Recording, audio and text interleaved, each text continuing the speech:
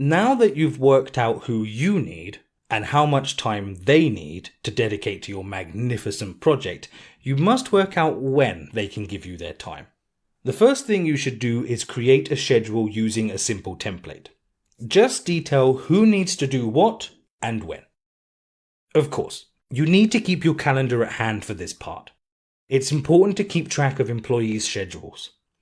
You also need to obtain confirmation from their department heads, as there is a chance they will need them at certain times or refuse outright to let you have them, in which case you will need to work with the project sponsor to find an alternative plan. You also mustn't forget to check their personal availability, including any planned holidays. You can't expect people to send you important emails while they're enjoying their time at the beach.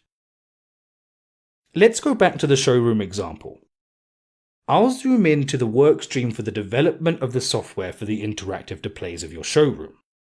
This is how creating a schedule works. First, we add columns for the name of the task, the person responsible, and the expected duration. Then, we add a calendar with the month and weekdays. Do not forget to check for holidays and mark them. For example, in the US, the 4th of July is a national holiday.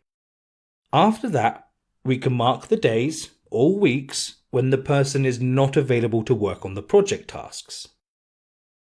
Finally, for an extra level of detail, you can add the amount of time that the person responsible can dedicate to the project tasks in each cell.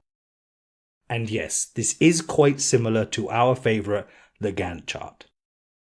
So after we filled in the details, we can see in this workstream there are two developers, Steve and Terry. John, on the other hand, is responsible for the whole IT delivery and will be managing and coordinating their work. Monica has been appointed to do software testing, and every few days she will need to test the created software and provide feedback.